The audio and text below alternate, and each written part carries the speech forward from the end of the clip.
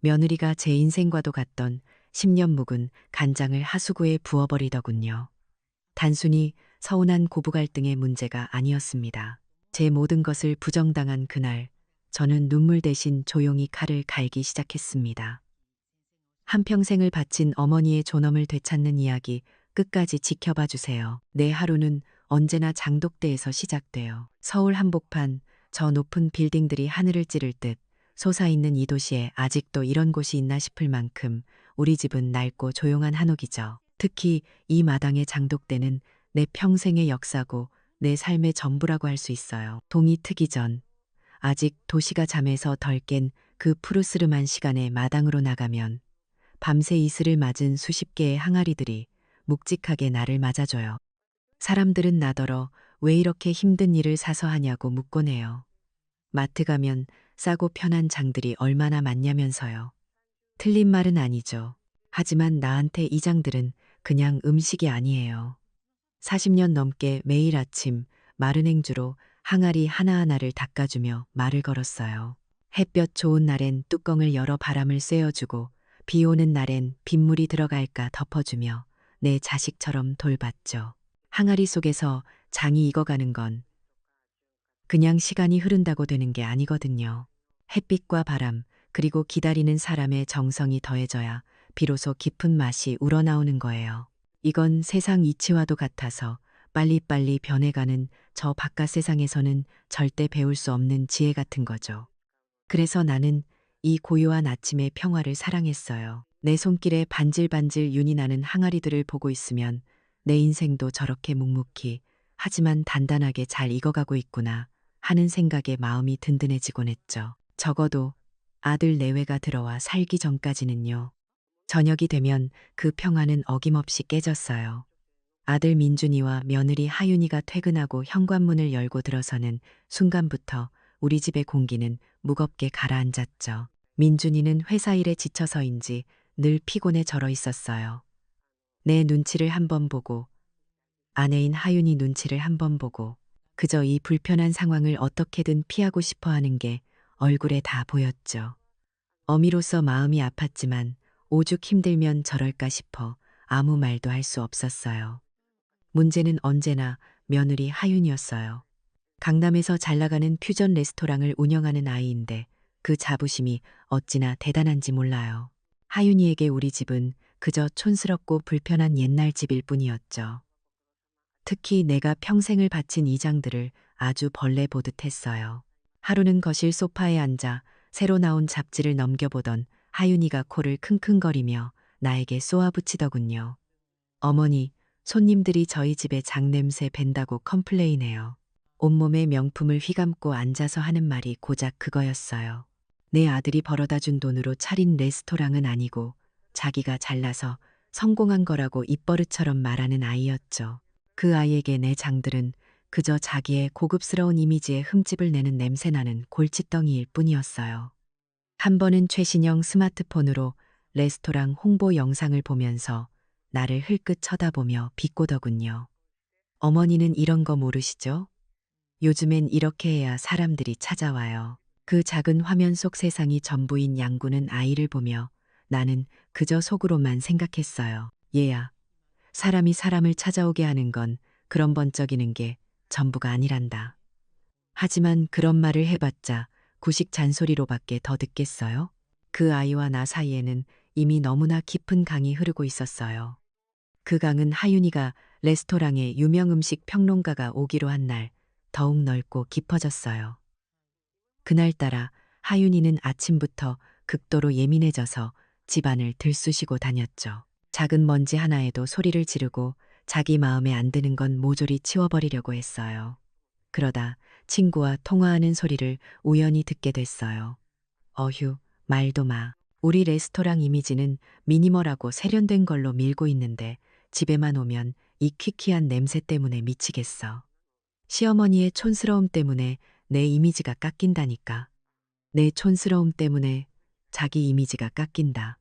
그 말이 비수처럼 가슴에 와서 밝혔어요. 나는 평생을 이 장에 내 전통의 자부심을 갖고 살아왔는데 내 자부심이, 내 인생이 그 아이에게는 그저 깎아내야 할 부끄러운 것이었구나. 강남의 그 화려한 동네에서 살아남으려면 그렇게 구식인 건 다 버려야 하는 건가? 체면이 뭐길래 사람이 살아온 세월까지도 그렇게 쉽게 부정해버리는 건지 서러운 마음이 들었지만 그래도 참았어요. 시대가 다른 걸 어쩌겠나. 내가 이해해야지. 그렇게 수백, 수천 번을 속으로 되뇌었어요. 하지만 모든 인내심에는 바닥이 있는 법이죠. 그날 저녁 하윤이는 레스토랑의 중요한 계약이 틀어졌다며 온갖 짜증을 부리며 집으로 돌아왔어요. 얼굴이 시뻘개져서는 마치 세상의 모든 불행을 자기가 다 짊어진 사람처럼 굴었죠. 민준이는 옆에서 안절부절못하며 아내 눈치만 살피고 있었고요. 나는 조용히 저녁상을 차렸지만 하윤이는 거들떠보지도 않았어요. 그러더니 갑자기 자리에서 일어나 마당으로 성큼성큼 걸어 나가는 거예요. 불안한 마음에 뒤따라 나갔을 때 나는 내 눈을 의심했어요. 하윤이가 내가 가장 아끼는 10년 묵은 간장 항아리의 뚜껑을 열고 있었어요. 내 딸 시집 갈 때 주려고, 내 아들 장가 갈 때 쓰려고, 내 인생의 가장 중요한 순간들을 위해 아끼고 아껴왔던 내 눈물과 땀이 고스란히 담긴 그 간장이었는데 하윤이는 나를 돌아보며 악에 받친 목소리로 소리쳤어요.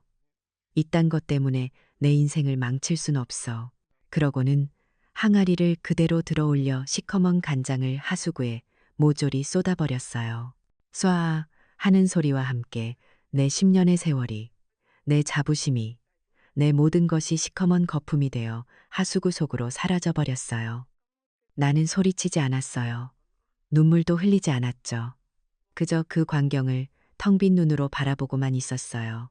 분노나 슬픔 같은 감정은 이미 그 시커먼 간장과 함께 다 흘러가 버린 것 같았어요. 대신 그 자리에는 아주 차갑고 단단한 무언가가 들어앉는 느낌이었죠. 아, 이제 정말 끝이구나. 내가 지키려고 했던 모든 것들이 이 아이들 앞에서는 정말 아무것도 아니었구나.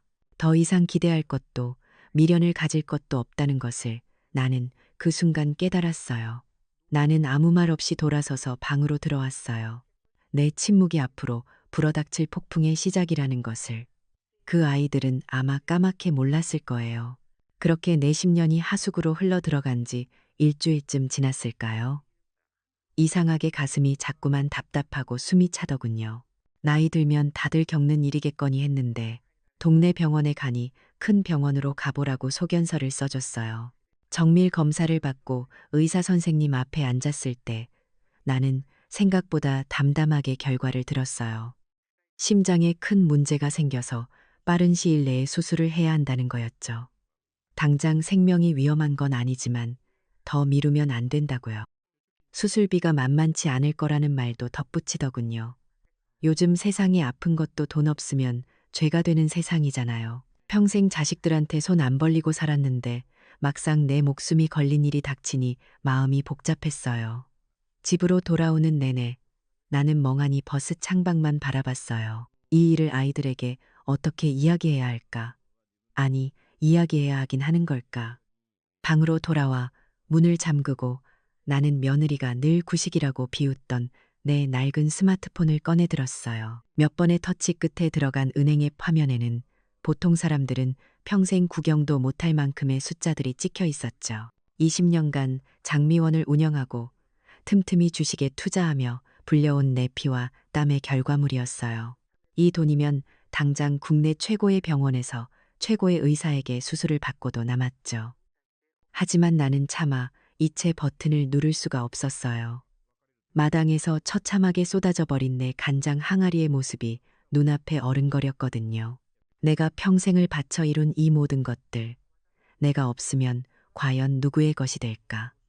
내 눈 감을 날만 기다렸다가 숟가락 하나 더 얹으려는 저 아이들에게? 아니, 그 전에 마지막으로 한 번만 더 확인해 보고 싶었어요. 아주 작은 신락 같은 희망이라도 붙잡고 싶었던 건지도 모르겠어요. 정말로 저 아이들의 마음속에 엄이라는 자리가 단 한 뼘도 남아있지 않은 건지. 그래서 나는 아주 위험한 시험을 해보기로 마음먹었어요. 내 모든 것을 걸고 그 아이들의 본심을 확인해보는 마지막 시험을요. 다음 날 저녁 나는 일부러 헬쑥한 얼굴로 아들 내외를 불러 앉혔어요. 병원 서류를 테이블 위에 올려놓고 최대한 힘없고 가련한 목소리로 입을 열었죠. 의사가 심장에 큰 병이 생겨서 급하게 수술을 해야 한다고 하더구나. 그런데 내가 가진 돈만으로는 수술비가 조금 모자라서 말이다. 혹시 너희가 조금만 보태줄 수 있겠니? 내 말이 끝나기 무섭게 기다렸다는 듯이 입을 연 건 며느리 하윤이었어요. 표정 하나 변하지 않고 아주 차가운 목소리로 말하더군요. 어머니, 저희 정말 돈 없어요. 이번에 레스토랑 메뉴 싹 다 리뉴얼하고 인테리어 바꾸느라 대출만 잔뜩이에요. 현금은 정말 씨가 말랐어요. 그 옆에서 아들 민준이는 아내 눈치만 살피며 안절부절 못하다가 기어 들어가는 목소리로 거들었어요. 엄마, 죄송해요. 지금은 정말 여유가 없어서. 다음에 꼭 저희가. 나는 더 듣고 싶지 않아 고개를 저었어요. 마음 한구석이 서늘하게 식어내렸지만 애써 그들의 말을 믿어보려고 했어요. 그래, 사업하는 아이들이니 정말 힘들 수도 있지. 나 하나 없다고 저 아이들 사업까지 망하게 할 수는 없지. 실망스러운 마음을 감추고 나는 괜찮다며 방으로 들어왔어요. 마지막 남았던 그 신락 같은 희망이 툭 하고 끊어지는 소리가 들리는 것 같았죠. 그런데 그날 밤이었어요.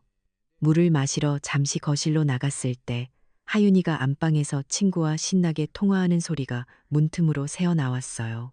목소리를 낮췄지만 그들 뜬 기분까지는 감추지 못했더군요. 롯데호텔 연회장? 당연히 예약했지. 우리 레스토랑 5주년 파티인데 이 정도는 써줘야지. 초대 손님만 100명이야. 재즈 밴드까지 불렀다고. 심장이 쿵하고 내려앉았어요. 친구가 뭐라고 물었는지 하윤이의 목소리가 한 톤 낮아졌어요. 그 뒤에 이어진 말은 내 평생을 통틀어 가장 잔인하고 비정한 말이었습니다. 아, 시어머니.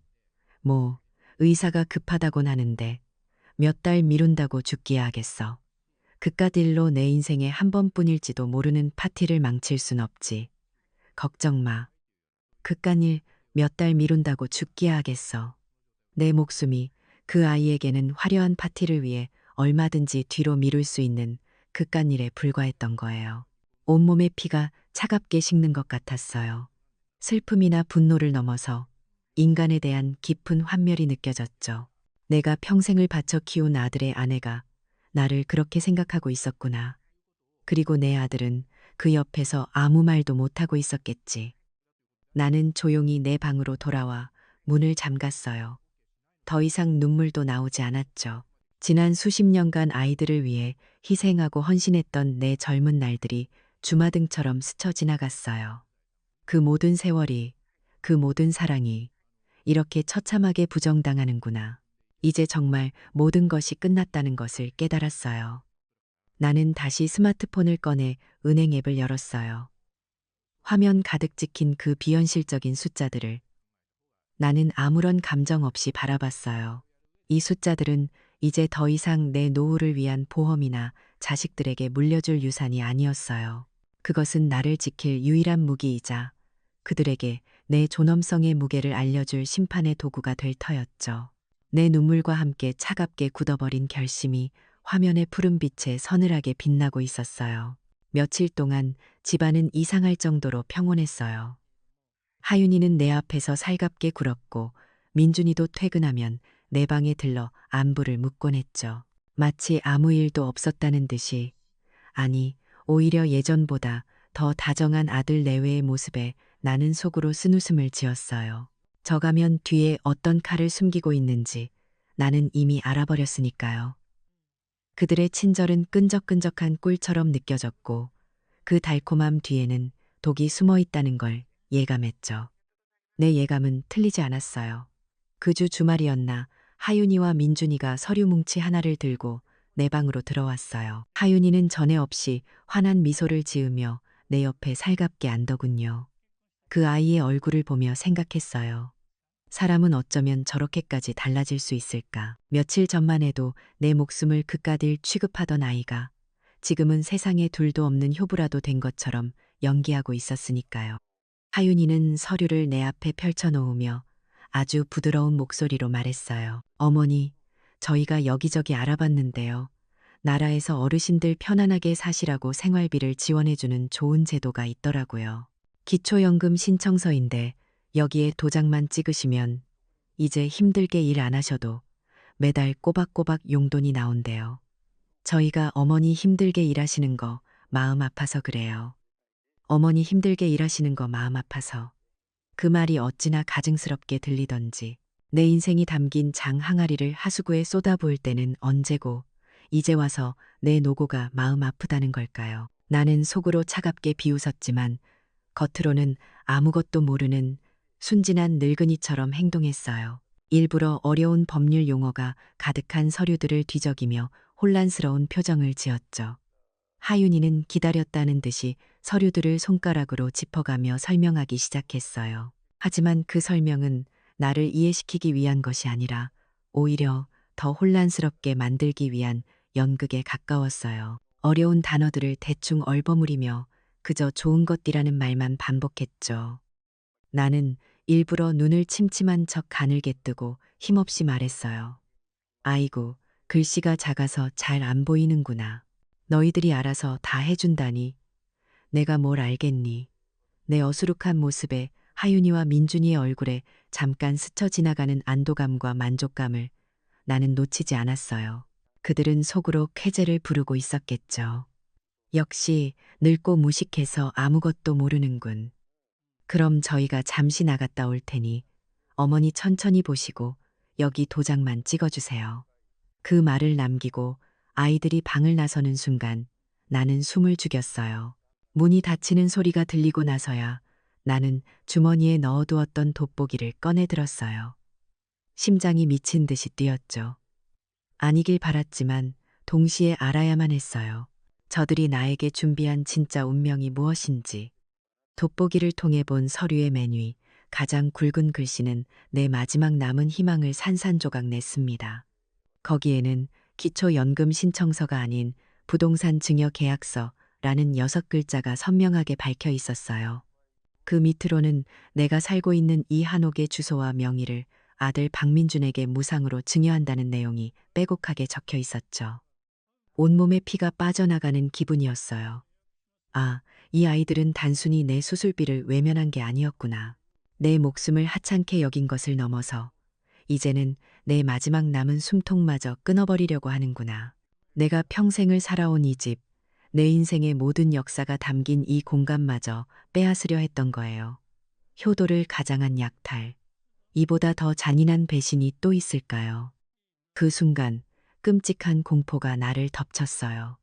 만약 내가 이 사실을 이웃이나 친척들에게 알리면 어떻게 될까? 그들이 내 말을 믿어줄까?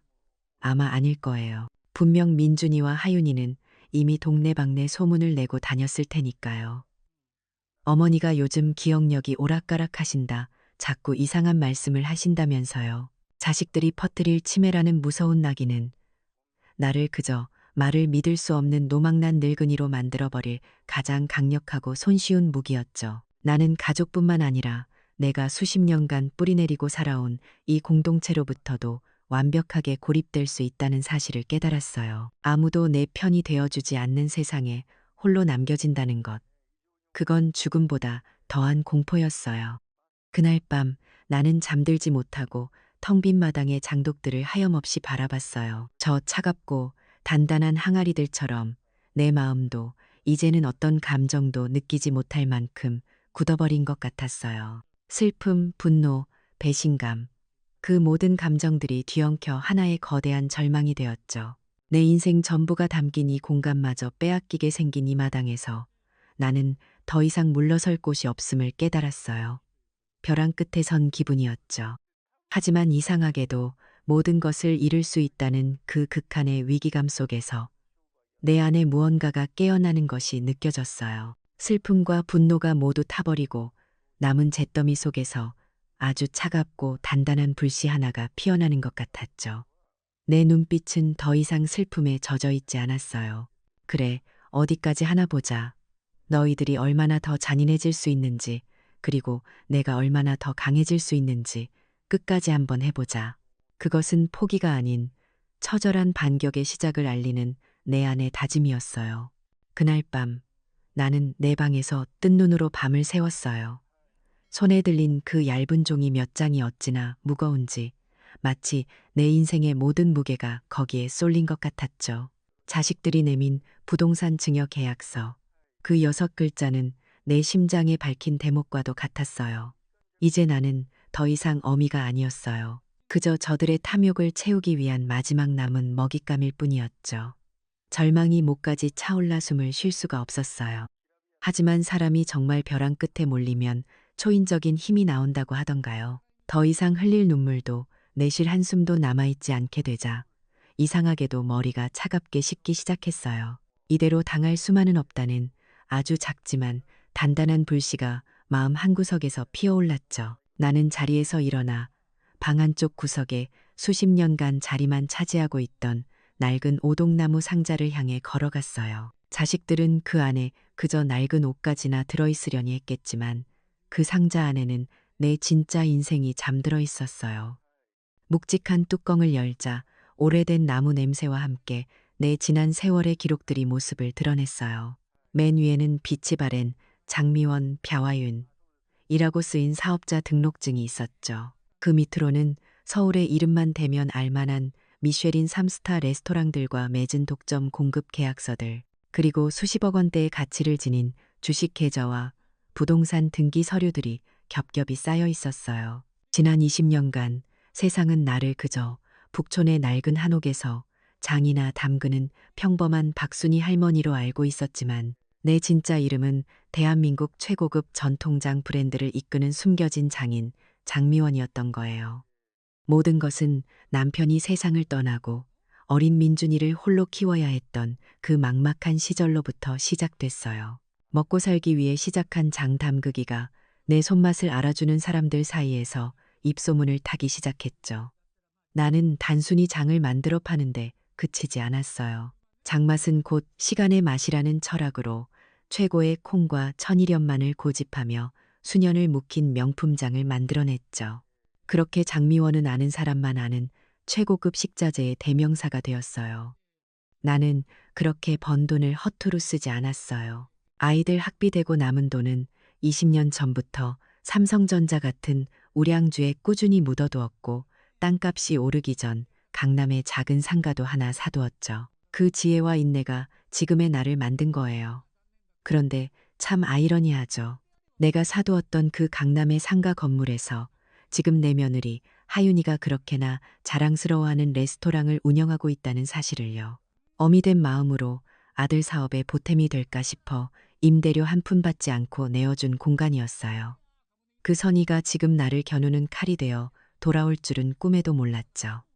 상자 속 서류들을 하나하나 다시 확인하며 나는 잊고 있던 내 힘을 되찾는 기분이었어요. 나는 더 이상 무력한 늙은이가 아니었어요. 내게는 돈이 있었고 사회적 명성이 있었고 무엇보다 내 인생을 스스로 지켜낼 지혜가 있었죠.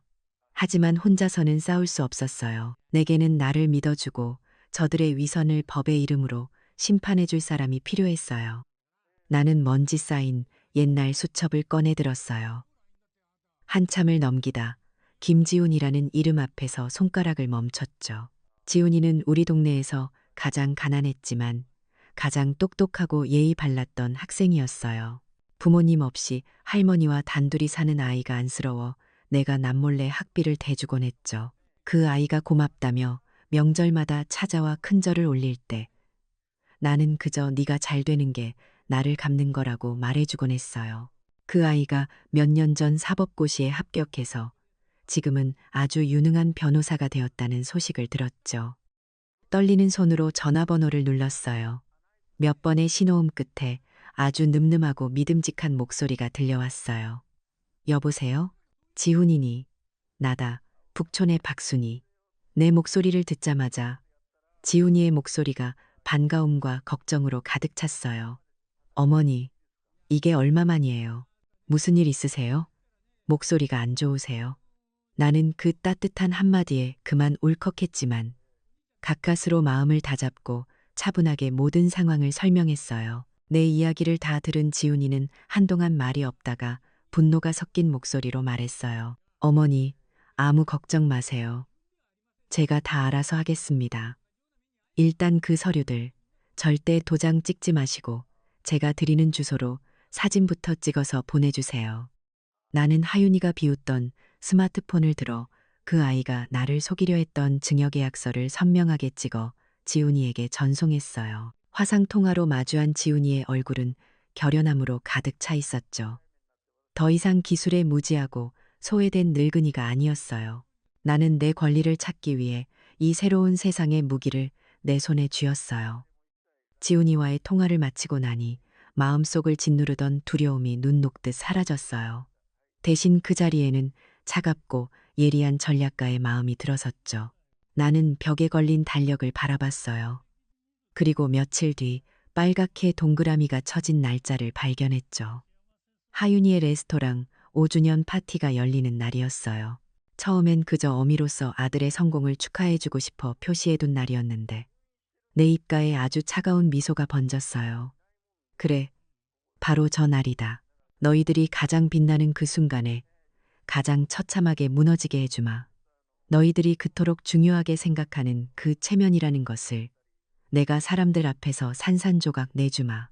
내 표정에는 더 이상 슬픔이나 두려움이 아닌 사냥을 앞둔 사냥꾼의 예리함이 서려 있었어요. 결전의 날, 나는 수십 년 만에 처음으로 나를 위해 옷을 차려입었어요. 며느리가 촌스럽다며 옷장 깊숙이 처박아 두었던, 하지만 내 몸에 가장 잘 맞는 단아한 비취색 한복이었죠. 변호사 지훈이가 보내준 차를 타고 롯데호텔로 향하는 내내 나는 조금도 떨리지 않았어요. 오히려 아주 오랫동안 잊고 있던 평온함마저 느껴졌죠. 모든 것을 잃을 각오를 하고 나니 더 이상 두려울 것이 없었거든요. 호텔 연회장 앞은 이미 수많은 화환과 고급 차들로 북적이고 있었어요.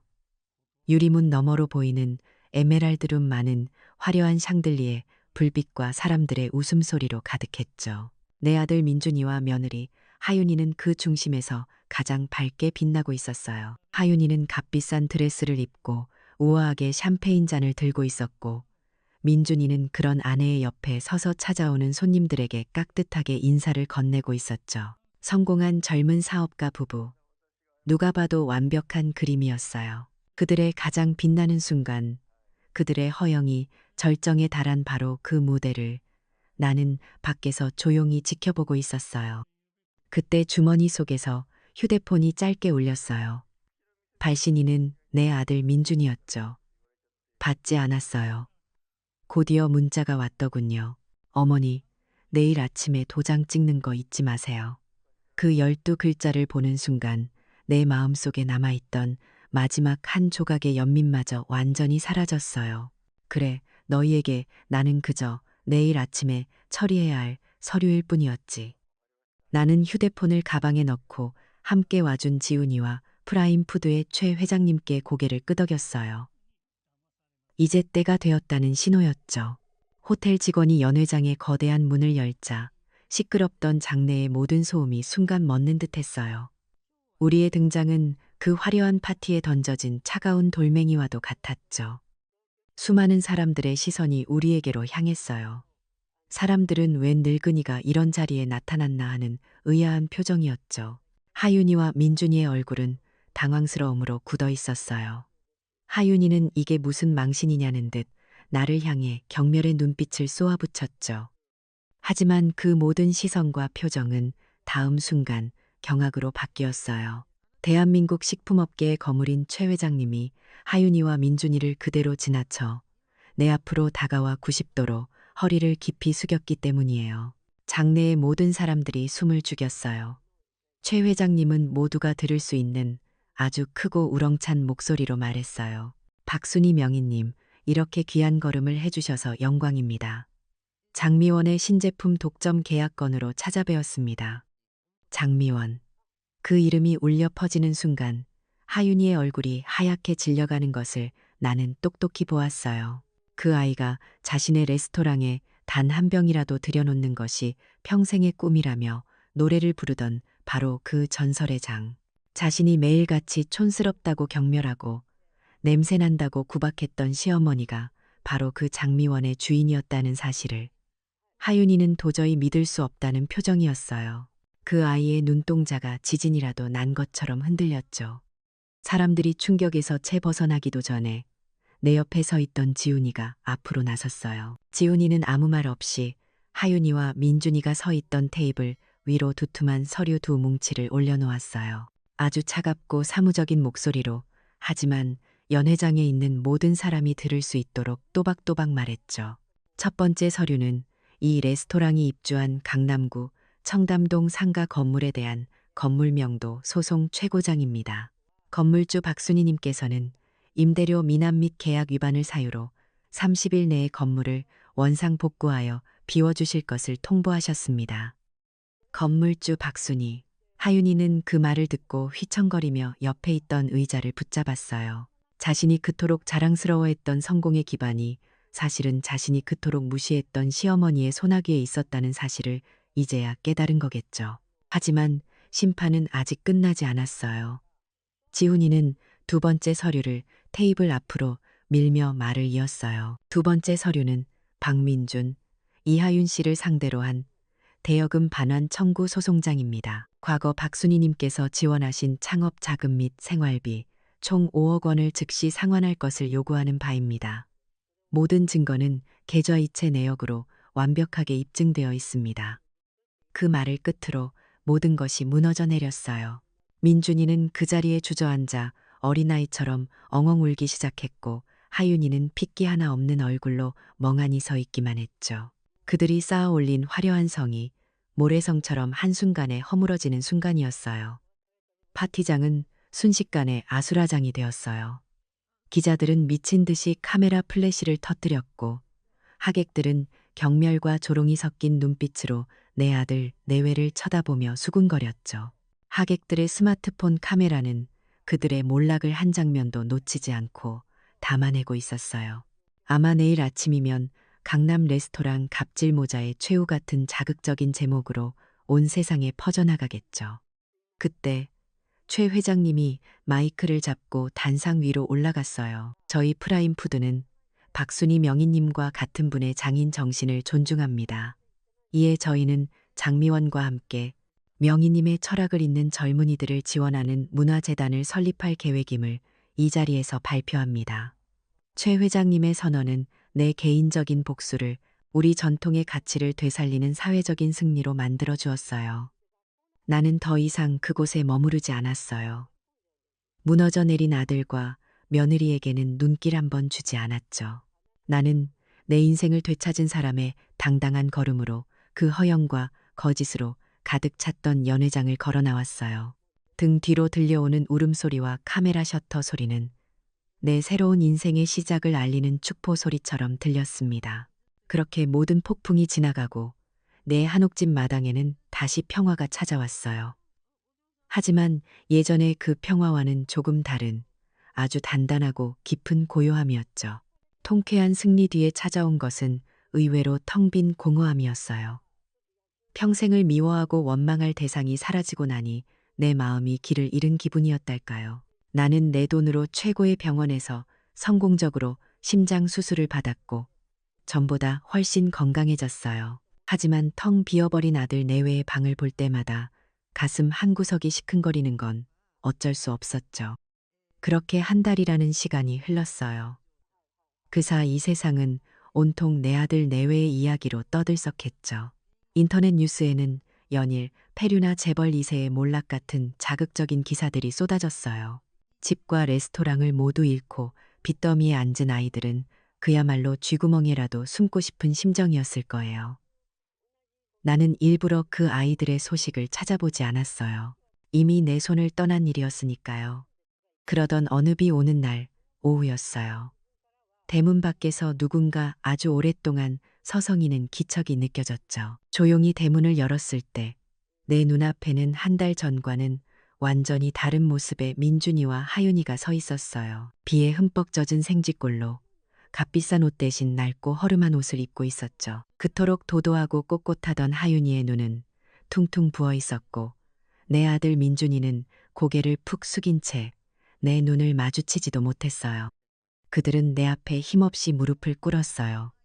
그리고 아무 말 없이 그저 소리내어 울기만 했죠. 그 눈물은 예전의 거짓된 눈물과는 달랐어요.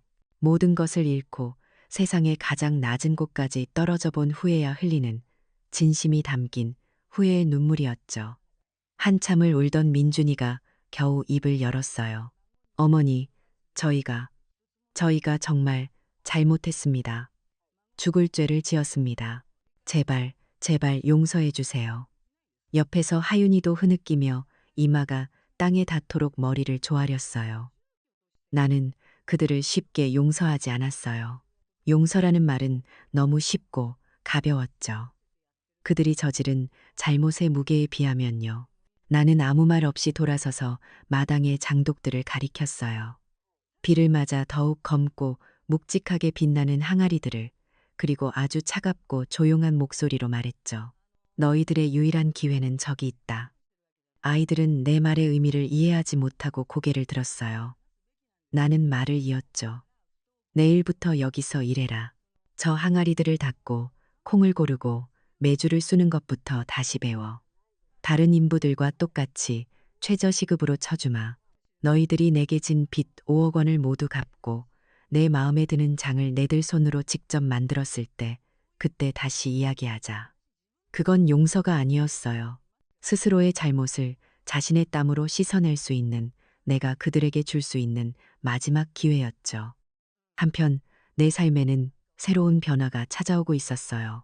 프라임푸드 최 회장님의 전폭적인 지원 아래 나는 장미원 문화재단을 설립했어요. 그리고 우리 집 한옥 마당은 새로운 배움의 터가 되었죠.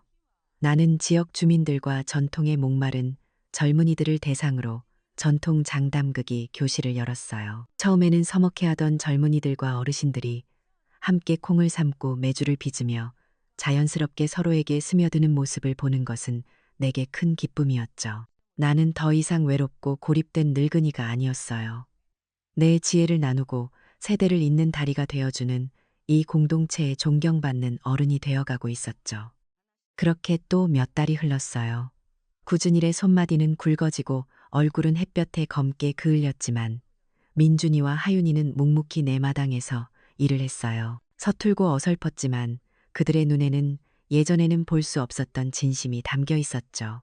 특히 하윤이는 자신의 지난 마케팅 경험을 살려 장미원 할머니의 장이야기라는 유튜브 채널을 만들어 보자고 제안했어요. 나는 처음엔 웬 주책이냐며 손사래를 쳤지만 젊은이들과 소통하는 새로운 방법이라는 아이의 설득에 못 이기는 척 허락했죠. 하윤이는 밤늦게까지 영상을 편집하며 자신의 재능을 처음으로 올바른 곳에 사용하는 법을 배우고 있었어요.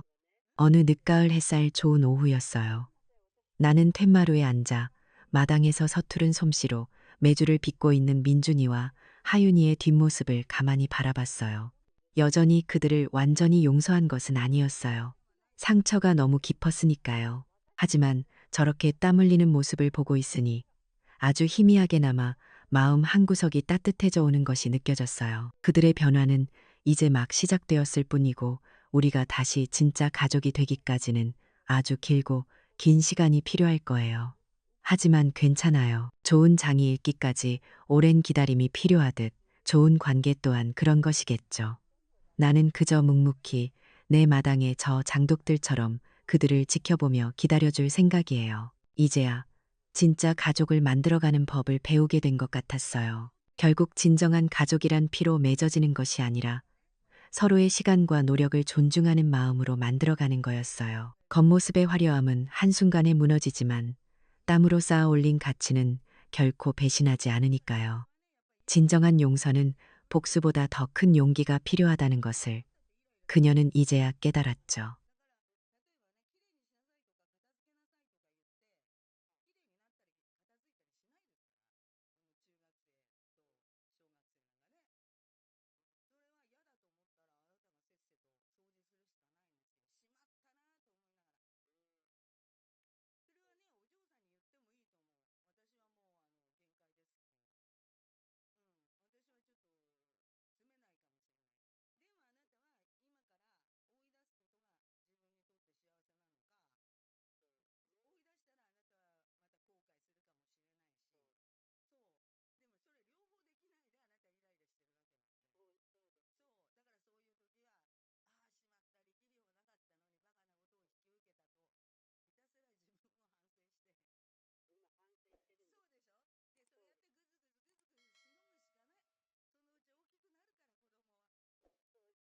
평생 바다에서 일해 모은 10억 원을 아들 내외에게 모두 주었습니다. 하지만 며느리는 제게서 비린내가 난다며 외면했고 아들은 저를 사람들 앞에서 먼 친척이라 불렀습니다. 그들이 제 마지막 남은 땅마저 빼앗으려던 바로 그 순간 아무도 몰랐던 기적이 일어났습니다. 제 마지막 선택을 끝까지 지켜봐 주세요. 내 나이 68, 부산 영도에서 한평생을 해녀로 살았어요. 사람들은 나를 박봉예라고 부르죠. 내 이름처럼 복이라고는 없이 살았나 싶다가도 바다만 보면 그런 생각이 쏙 들어가요. 저 푸른 바다가 내 밭이고 내 집이고 또 내 서방님이 마지막으로 잠든 곳이거든요. 오늘도 동트기 전 태종대 앞바다에는 물안개가 뽀얗게 껴 있었어요. 아직은 차가운 새벽 공기에 숨을 크게 들이마시니 짭짤한 바다 내음이 코끝을 찡하게 울리대요. 이 냄새가 나는 참 좋아요. 살아있다는 걸 느끼게 해주거든요. 낡은 고무 옷을 입고 허리춤에 태왁을 차는 손길이 이제는 눈 감고도 할 만큼 익숙하죠. 수십 년을 반복한 일이니까. 그래도 바다에 들어갈 땐 늘 긴장이 돼요. 욕심 부리지 말자. 딱 숨찰 만큼만 있다 나오자. 매일 아침 그렇게 다짐을 해요.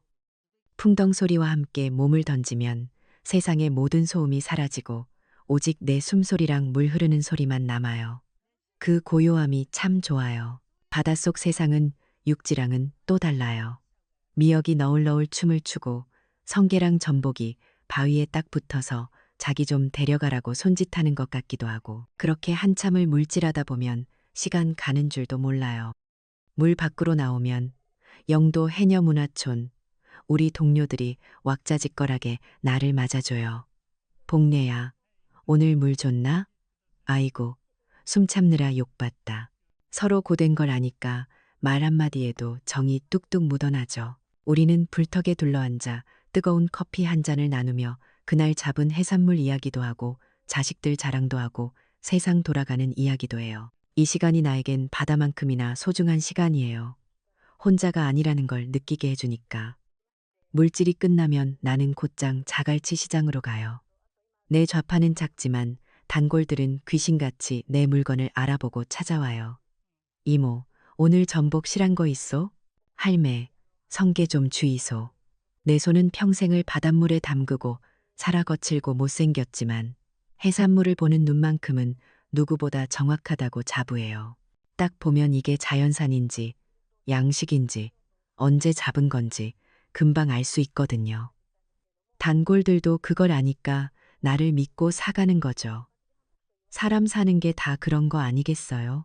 서로 믿고 정을 나누고 그날도 좌판을 거의 다 정리할 때쯤 제일 크고 실한 전복 몇 개를 따로 챙겼어요.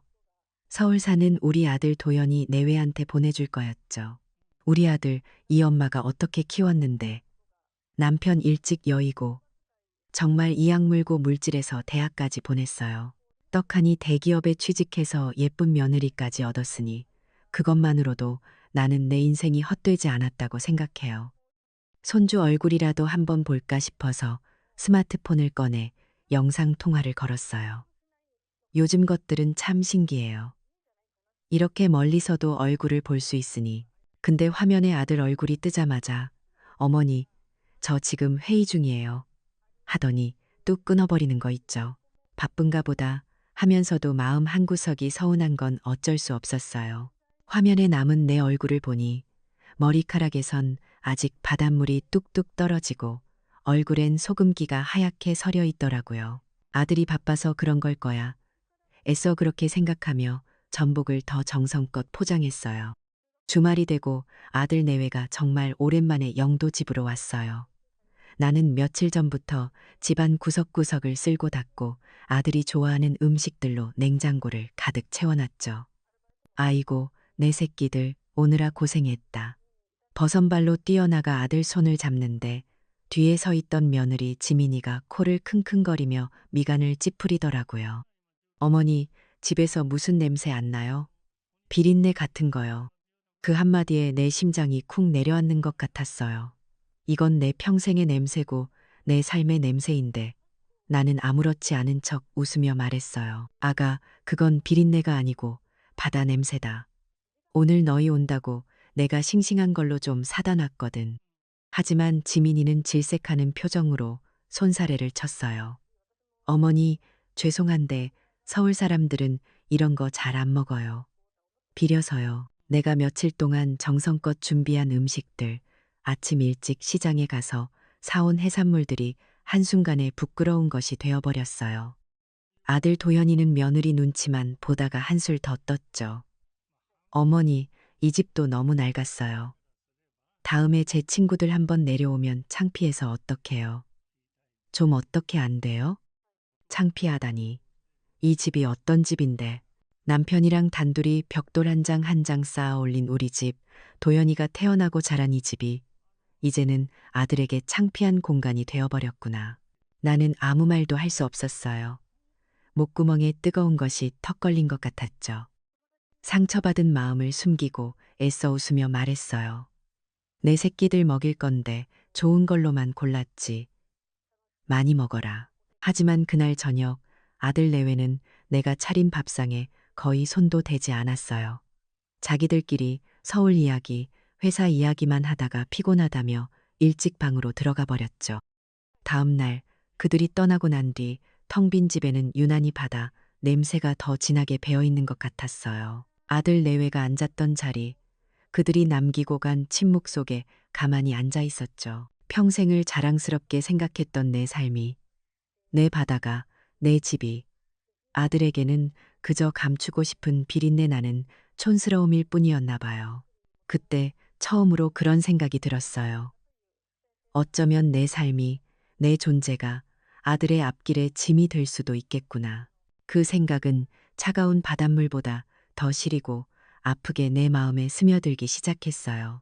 아들 내외가 다녀간 뒤로 며칠 동안은 바다에 들어가도 마음이 영 허전했어요. 물질을 하는 중에도 문득문득 아들의 그 차가운 눈빛, 며느리의 질색하던 표정이 떠올라 숨이 턱 막히곤 했죠. 평생을 내 자부심이었던 이 바다 냄새가, 내 삶이 아들에게는 정말 부끄러운 짐이었을까. 그런 생각들이 성게가시처럼 마음속에 밝혀서 나를 괴롭혔어요.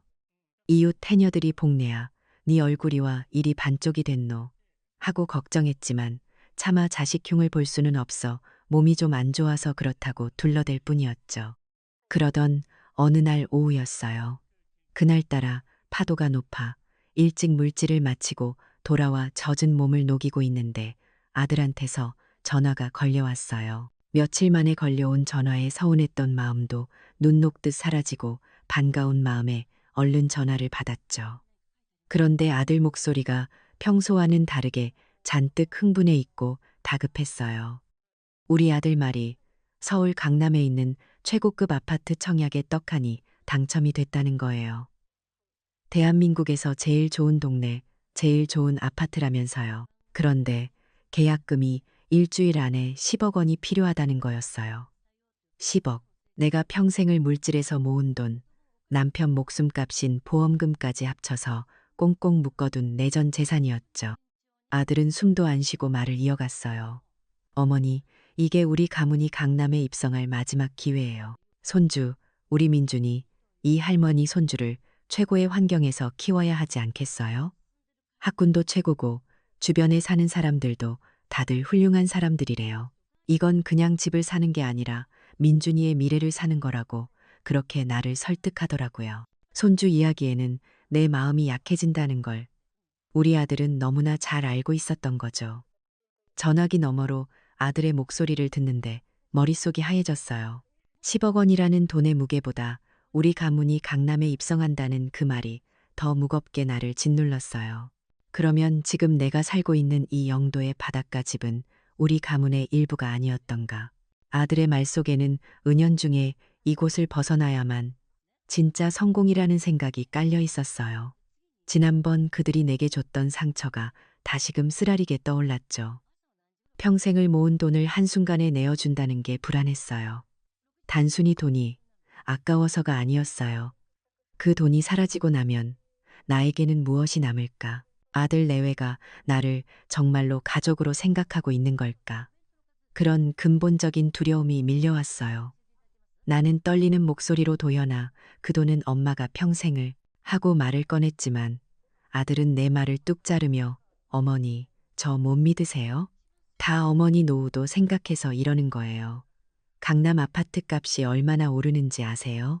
나중에 다 어머니한테 효도하려고 이러는 거죠.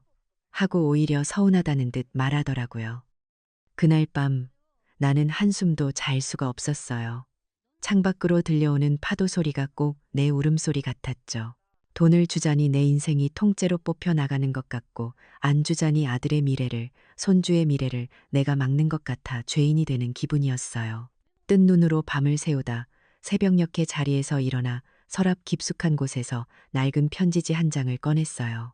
그리고는 돋보기를 꺼내 쓰고 삐뚤빼뚤한 글씨로 한자 한자 정성껏 써내려갔어요.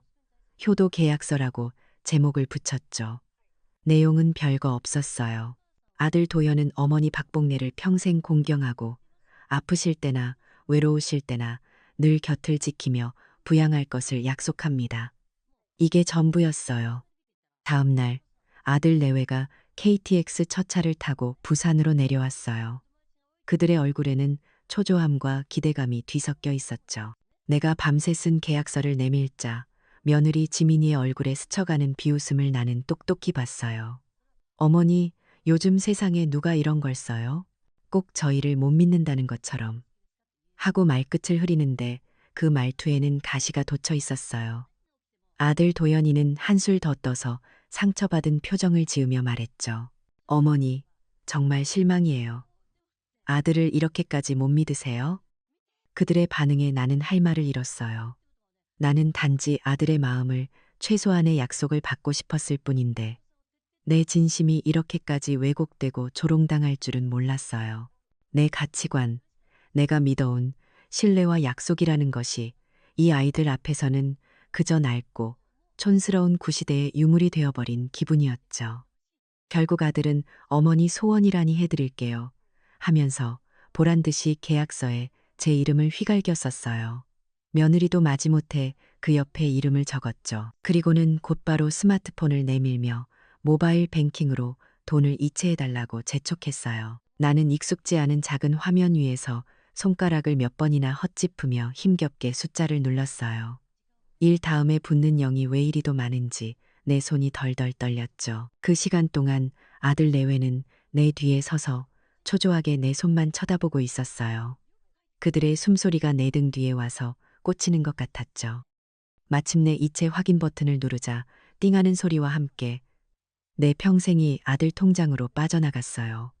그 순간 아들 내외의 표정이 미묘하게 변하는 걸 나는 놓치지 않았어요. 안도감, 그리고 차가운 무관심. 방금 전까지 서운하다며 연기하던 모습은 온데간데 없었죠. 그들은 어머니, 그럼 저희 급한 일이 있어서 이만 가볼게요. 하더니 내가 끓여놓은 점심은 쳐다보지도 않고 서둘러 집을 나섰어요. 나는 텅 빈 집, 텅 빈 통장, 그리고 식탁 위에 놓인 구겨진 효도 계약서를 번갈아 쳐다봤어요. 계약서 위 아들의 휘갈겨 쓴 서명이 마치 나를 비웃는 것 같았죠. 그날 이후로 아들의 전화는 눈에 띄게 뜸해졌어요. 전화를 걸어도 회의 중이라거나 운전 중이라는 짧은 대답만 돌아오고 끊기기 일쑤였죠. 나는 그때 깨달았어요. 내 전통적인 신뢰의 방식이, 내 모든 것을 내어준 내 사랑이 이미 차갑게 식어버린 그들의 마음 앞에서는 아무런 힘도 없다는 것을요. 내 손에 남은 건 법적으로 아무 효력도 없는 낡은 종이 쪼가리 하나뿐이었어요. 돈을 붙이고 나서 한 달쯤 지났을까요? 아들한테서는 감감무소식이었어요. 내가 먼저 전화를 걸면 늘 바쁘다는 대답뿐이었죠. 처음에는 정말 그런가 보다 했어요. 서울에서 대기업 다니는 아들이 얼마나 바쁘겠어요. 그래도 사람 마음이라는 게 참 간사하더라고요. 평생을 모은 돈을 다 내어주고 나니 그깟 전화 한 통에 서운한 마음이 드는 거 있죠. 돈이 아까워서가 아니었어요. 내 모든 걸 내어준 그 마음이 아들에게는 너무나 쉽게 잊히는 것 같아서 그게 서러웠던 거죠. 그러던 어느 날 자갈치 시장에서 장사를 마치고 돌아오는데 이웃집 젊은 새댁이 나를 붙잡고는 우물쭈물하더라고요. 무슨 말을 하고 싶은데 차마 입이 안 떨어지는 그런 얼굴이었어요. 무슨 일이냐고 몇 번을 캐물으니 마지못해 자기 스마트폰을 보여주는데 거기 우리 며느리 지민이의 SNS라는 게 있더라고요. 나는 그런 건 볼 줄도 모르고 뭐가 뭔지도 몰랐어요. 젊은 세대기 읽어주는 글의 내용은 내 심장을 서늘하게 만들기에 충분했어요. 아무리 좋은 마음으로 해드려도 촌스러운 건 어쩔 수 없나 봐요. 비린내는 덤. 글 밑에는 시월드, 답답한 시골 인심 같은 이상한 딱지들도 붙어 있었죠. 내 이름이 직접 나온 건 아니었지만 그 글이 나를 향한 것이라는 걸 모를 수가 없었어요. 지난번 지민이가 코를 막으며 질색하던 그 표정, 그 말투가 생생하게 떠올랐거든요. 가슴이 철렁 내려앉았어요. 세상 사람들이 다 보라고 내 흉을 이렇게 올려놓은 건가 싶어서요. 손이 덜덜 떨리는 걸 참고 아들에게 전화를 걸었어요. 자초지종을 설명하니 아들은 한숨부터 푹 쉬더라고요. 그러고는 지민이가 요즘 스트레스가 많아서 그래요. 어머니가 이해하세요. 하고 말하는데 그 목소리에는 미안함이라고는 조금도 섞여 있지 않았어요. 오히려 귀찮다는 듯한 말투였죠. 아들의 그 한마디가 며느리의 글보다 더 아프게 내 가슴을 찔렀어요. 내 아들은 이제 완전히 저 아이의 편이구나. 나는 이제 이 집안에서 이방인이구나. 그날 이후로 나는 세상과 담을 쌓고 지냈어요. 바다에 나가는 것도 시장에 가는 것도 모두 그만뒀죠. 사람들이 내 뒤에서 수군거리는 것 같고 나를 비웃는 것 같았어요. 며칠 뒤 그 젊은 세대기 또 나를 찾아왔어요. 차마 내게는 보여주지 못하겠다며 지민이의 글이 맘카페라는 곳으로 퍼져나가 온갖 댓글이 다 달리고 있다는 소식을 전해주더라고요. 요즘 저런 시어머니가 다 있냐, 오죽하면 며느리가 저럴까, 심지어는 치매 아니냐는 끔찍한 말까지. 나를 알지도 못하는 사람들이 내 평생을 송두리째 비난하고 있었어요. 나는 내 방에 틀어박혀 며칠을 끙끙 앓아누웠어요. 보이지 않는 손가락들이 사방에서 나를 핥히는 것 같았죠. 그렇게 절망 속에서 허우적대고 있는데 문득 손주 민준이 얼굴이 떠올랐어요. 눈에 넣어도 아프지 않을 내 강아지.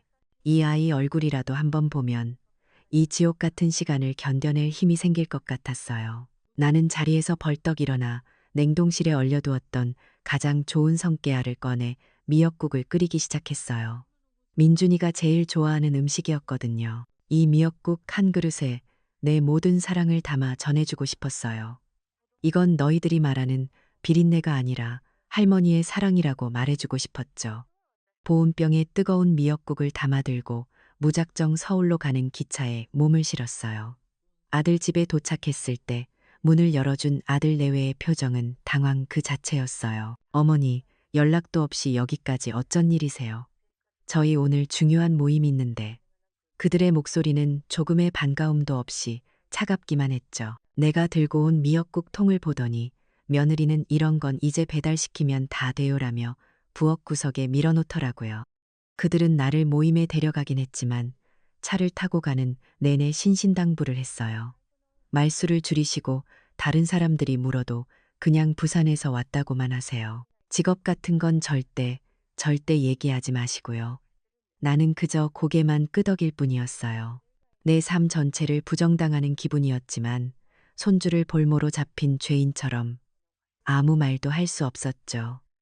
강남의 한 고급 레스토랑, 눈이 부실 정도로 화려한 샹들리에 아래 명품으로 온몸을 감싼 사람들 사이에서 시장에서 입던 낡은 스웨터 차림에 나는 섬처럼 외로웠어요. 모두가 나를 흘깃거리며 쳐다보는 것 같아 고개를 들 수가 없었죠. 그때였어요. 아들의 직장 동료로 보이는 한 남자가 나를 보며 물었어요. 도현 씨, 이분은 누구세요? 나는 순간 숨을 멈췄어요. 내 아들 도현이의 입에서 어떤 대답이 나올까? 제발 아니기를. 하지만 내 귀에 들려온 아들의 목소리는 내 마지막 기대를 산산조각 냈어요. 아, 이분이요? 부산에서 오신 저희 먼 친척 어르신이에요. 친척. 나는 더 이상 그의 어머니가 아니었어요. 그 순간 세상의 모든 소리가 사라졌어요. 사람들의 웃음소리, 와인잔이 부딪히는 소리, 아무것도 들리지 않았죠. 오직 내 심장이 산산조각 나는 소리만 들리는 것 같았어요. 부르주몬 청이만 들리는 것 같았어요. 나는 그 자리에서 조용히 일어났어요. 누구에게도 아무 말 없이 마치 처음부터 그곳에 없었던 사람처럼 레스토랑을 빠져나왔죠. 비틀거리는 걸음으로 서울역으로 향했고 부산으로 돌아오는 기차에 몸을 실었어요. 차창 밖으로 스쳐 지나가는 도시의 불빛들이 내 눈물 속에서 하염없이 번져나가고 있었어요. 나는 이제 정말로 세상에 홀로 남겨졌어요. 서울에서 돌아온 뒤로 내 세상은 온통 잿빛이었어요. 아들이 나를 친척이라고 부르던 그 순간 내 안에 무언가가 툭 하고 끊어져 버린 것 같았죠. 며칠을 밥도 안 먹고 물도 안 마시고 그저 어두운 방 안에 이불을 뒤집어 쓰고 누워만 있었어요. 창밖으로 들려오는 파도 소리도 갈매기 소리도 모두 나를 비웃는 것 같았죠. 평생을 기대 살았던 아들이라는 동아줄이 썩은 새끼줄이었다는 걸 깨달았을 때 사람은 정말로 아무것도 할 수 없게 되더라고요. 시간이 얼마나 흘렀는지도 몰랐어요. 문득 이대로는 안 되겠다. 마지막으로 아들 목소리라도 한번 들어야겠다. 그런 생각이 들었어요. 어쩌면 그건 오해였을지도 모른다. 아들이 술에 취해 실수한 걸지도 모른다. 그런 신락 같은 희망을 붙잡고 떨리는 손으로 전화기를 들었죠. 아들의 번호를 누르고 귀에 댔어요.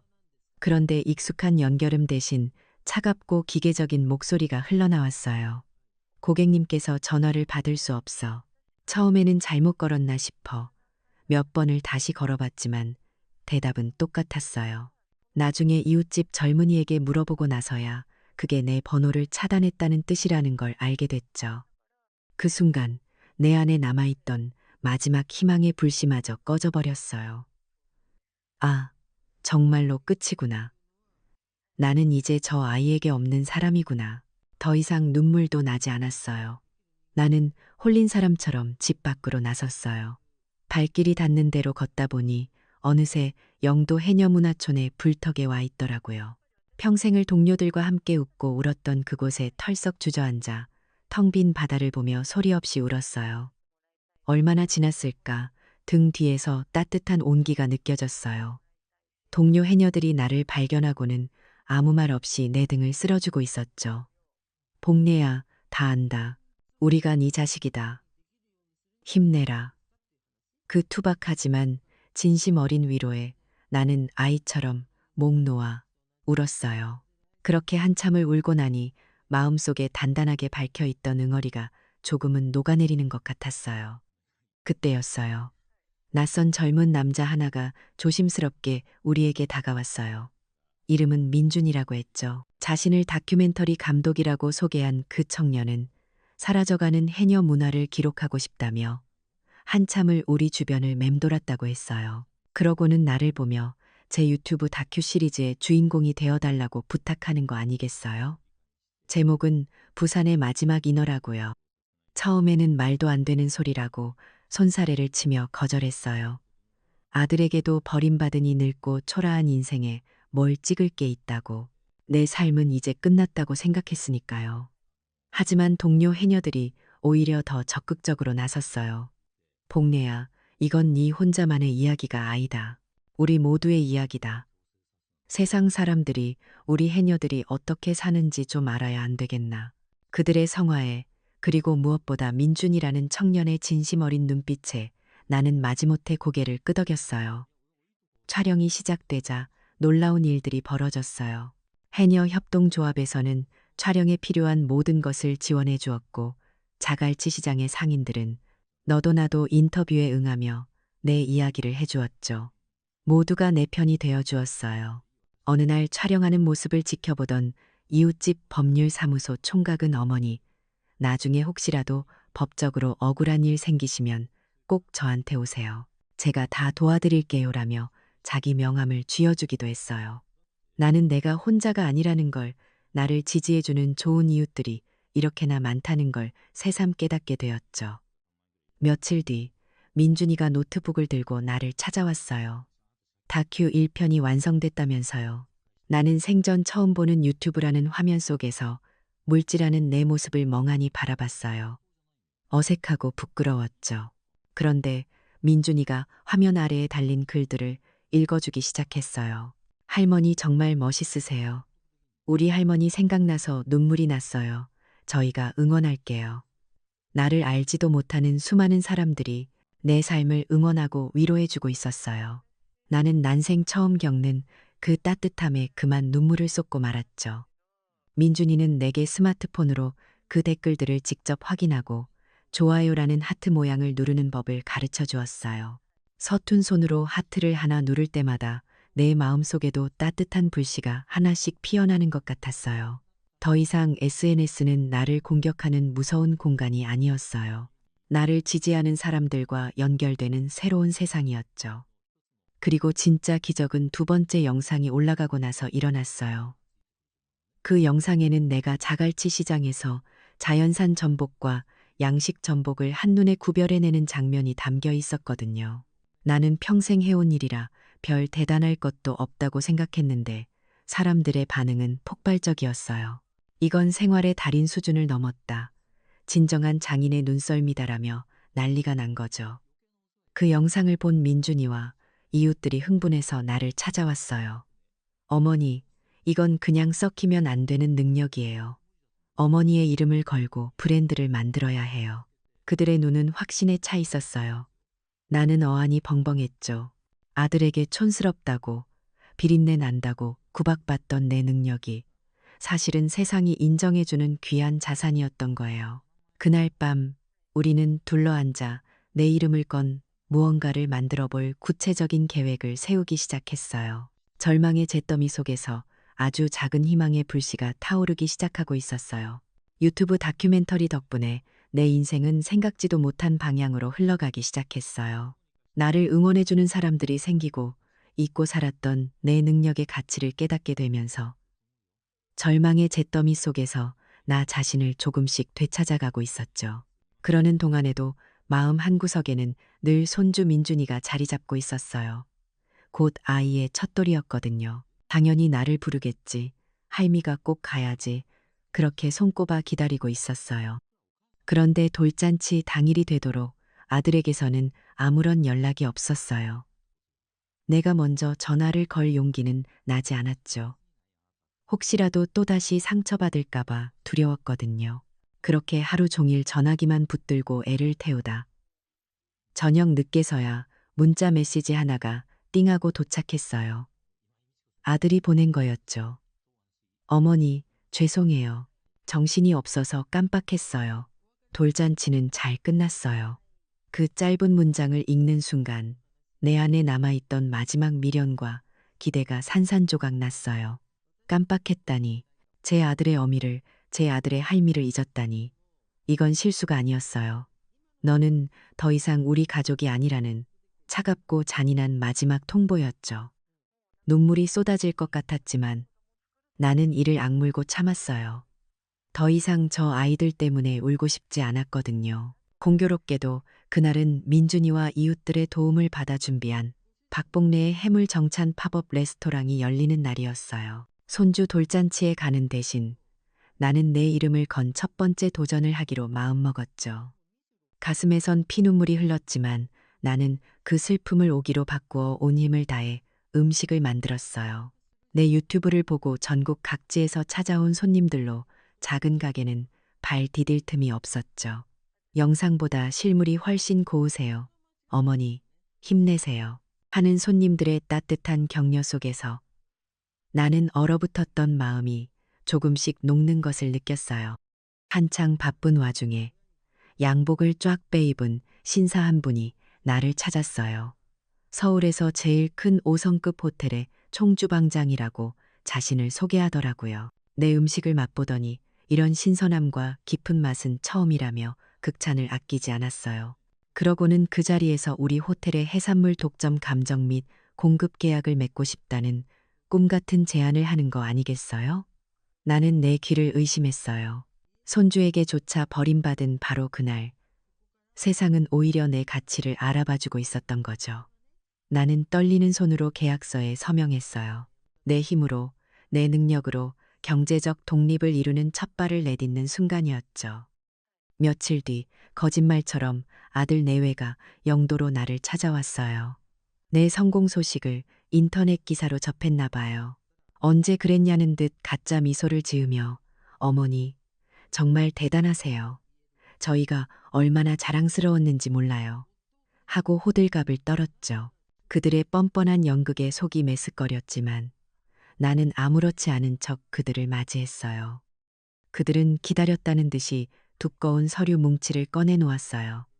이제 어머니도 사업가시니 세금 관리를 체계적으로 해야 한다면서요. 그러고는 남편이 내게 남겨준 영도 끄트머리에 있는 낡고 볼품없는 해안가 땅을 언급했어요. 이런 자투리 땅이 나중에 세금 폭탄이 될 수 있다며 자기들이 편리하게 관리해 줄 테니 재산 위임장에 도장을 찍어달라고 했죠. 그들의 눈빛은 탐욕으로 번들거리고 있었어요. 예전의 나였다면 아들이 하자는 대로 의심 없이 도장을 찍어주었을 거예요. 하지만 나는 더 이상 과거의 무지한 박복례가 아니었어요. 나는 서류를 받아들고 생각 좀 해보겠다고 말했죠. 그들이 떠나자마자 나는 곧장 이웃의 법률사무소 총각에게 달려갔어요. 서류를 검토한 총각의 얼굴은 하얗게 질려 있었어요. 어머니, 이거 절대로 서명하시면 안 돼요. 이거 한번 서명하시면 이 땅뿐만 아니라 어머니 명의의 모든 재산을 아드님이 마음대로 팔 수 있게 되는 거예요. 그 말을 듣는 순간 온몸의 피가 차갑게 식는 것 같았어요. 단순히 내 남은 재산을 탐내는 수준이 아니었어요. 내 모든 것을 빼앗아 나를 길바닥에 내쫓으려는 악랄한 계획이었던 거죠. 분노로 온몸이 떨렸어요. 나는 곧장 해녀 협동조합 회장님과 민준이에게 연락해 이 모든 상황의 증인이 되어달라고 부탁했어요. 다음 날 아들 내외가 다시 찾아와 도장을 찍으라고 나를 독촉했어요. 나는 그들을 마루에 앉히고 내 옆에는 든든한 네 사람들이 함께 앉았죠. 민준이는 카메라를 조용히 돌리고 있었고요. 내가 법률사무소에서 들은 이야기를 꺼내자 아들 내외의 얼굴이 새하얗게 굳어지기 시작했어요. 그들이 당황해서 변명을 늘어놓으려는 바로 그 순간이었어요. 따르르릉, 주민 여러분께 알립니다. 금일 부산 북항 재개발 사업 최종 보상 계획이 확정 발표되었습니다. 마을 확성기에서 터져나온 우렁찬 목소리에 모두의 시선이 집중되었어요. 이어서 아나운서는 보상 대상 부지를 하나하나 호명하기 시작했죠. 그리고 내 이름과 함께 남편이 남겨준 바로 그 볼품없던 해안가 땅의 주소가 흘러나왔어요. 박복례 씨 소유, 영도구, 동삼동, 7XXX 번지, 외일필지, 최종 보상가액, 1천억 원 100, 0, 0, 0원으로 확정되었음을 알려드립니다. 1천억 원. 그 숫자를 듣는 순간 방 안의 공기가 그대로 얼어붙었어요. 아들 내외는 믿을 수 없다는 듯 넋이 나간 표정으로 나를 쳐다봤어요. 그들의 손에 들린 재산 위임장과 이제는 부산에서 가장 부유한 사람 중 하나가 되어버린 나를, 그들의 얼굴에 떠오른 것은 충격, 불신, 그리고 이내 숨길 수 없는 시커먼 탐욕이었죠. 민준이의 카메라는 그 모든 것을, 그 추악한 표정의 변화 하나하나를 놓치지 않고 담아내고 있었어요. 며칠 뒤 부산의 마지막 인어 마지막 화 예고편이 유튜브에 올라갔어요. 영상은 나를 친척이라고 부르던 아들의 목소리로 시작해서 비린내를 운운하던 며느리의 모습, 재산 위임장을 내밀던 교활한 얼굴, 그리고 마지막으로 1,000억이라는 보상 금액 앞에서 경악과 탐욕으로 일그러지는 그들의 얼굴을 차례로 보여주었죠. 예고편은 공개된 지 1시간도 안 되어 수백만 조회수를 기록했어요. 온라인은 페륜아들 신상 공개를 요구하는 분노의 목소리로 들끓었고 방송사와 신문사들의 전화가 내 집으로 빗발치기 시작했어요. 내 개인의 아픔과 복수는 이제 대한민국 전체가 주목하는 사회적 정의 구현의 문제가 되어버린 거예요. 나는 쏟아지는 카메라, 플래시 속에서 내 곁을 지켜주는 든든한 네 사람들의 손을 잡고 굳건히 서 있었어요. 진짜 싸움은 이제부터 시작이었죠. 세상이 발칵 뒤집혔다는 게 어떤 건지 나는 그때 처음 알았어요. 유튜브 예고편이 나가고 나서 우리 집은 기자들이랑 방송국 차들로 밤낮 없이 북적였죠. 사람들은 내 아들 내외를 페륜아라고 부르며 비난했고 청와대 게시판에는 노인재산보호법을 만들어야 한다는 청원까지 올라갔다고 하더라고요. 나는 갑자기 유명인사가 되어버렸어요. 평생을 물질만 하고 살았던 내가 이제는 대한민국 전체가 주목하는 사람이 된 거죠. 그 폭풍 같은 시간이 조금 지나고 아들 내외가 나를 찾아왔어요. 며칠 사이에 헬쑥해진 얼굴, 푹 꺼진 눈, 그들은 내 앞에 무릎을 꿇고는 닭똥 같은 눈물을 뚝뚝 흘리며 용서해달라고 빌었어요. 회사는 잘리고 집 앞에는 기자들이 진을 치고 있어 나갈 수도 없고 신상이 다 퍼져서 사람들의 손가락질에 살 수가 없다고요.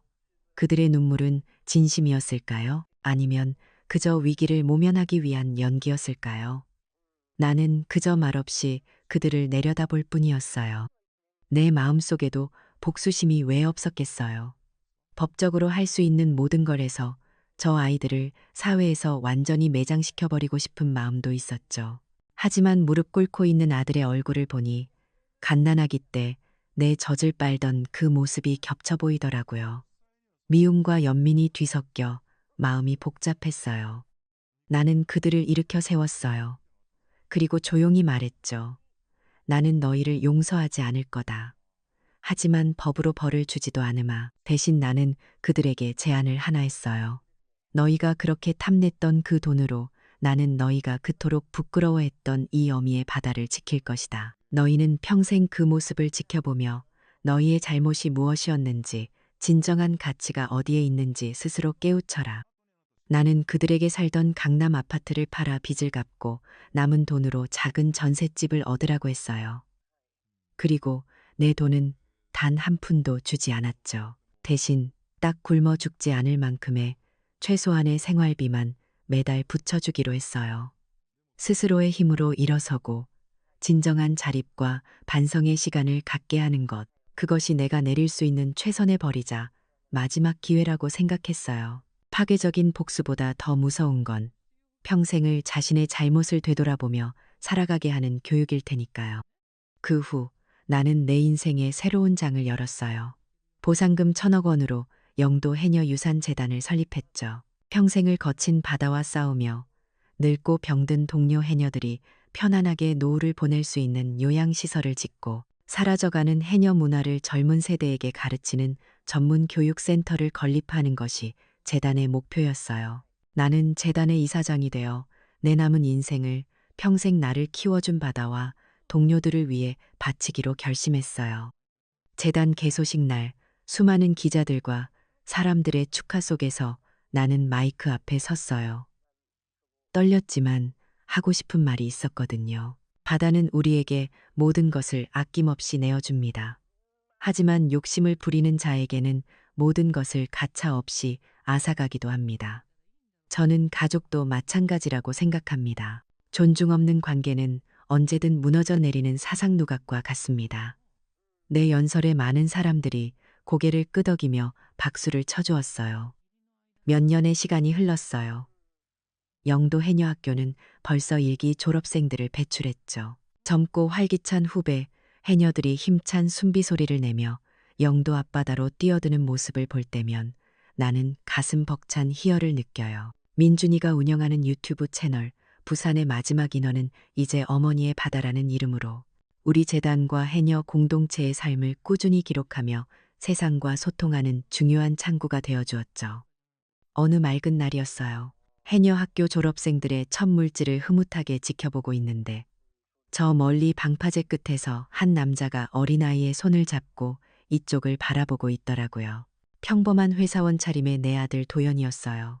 아들은 예전의 오만함 대신 깊은 회한이 담긴 눈으로 나를, 그리고 내가 지켜낸 이 바다를 오랫동안 바라보고 있었어요. 우리는 눈이 마주쳤지만 아무 말도 하지 않았어요. 완전한 화해는 아니었지만 더 이상 증오도 원망도 없었죠. 그저 각자의 자리에서 자신의 삶을 묵묵히 살아내고 있을 뿐이었어요. 언젠가 아주 오랜 시간이 흐른 뒤에 저 아이가 손주를 데리고 와 진심으로 어머니 잘못했습니다라고 말할 날이 올지도 모르겠어요. 나는 그날을 기다리며 오늘도 내 어머니 같은 바다의 품에 조용히 안깁니다. 결국 가장 촌스럽다고 무시당했던 것이 가장 귀한 보물이 되기도 해요.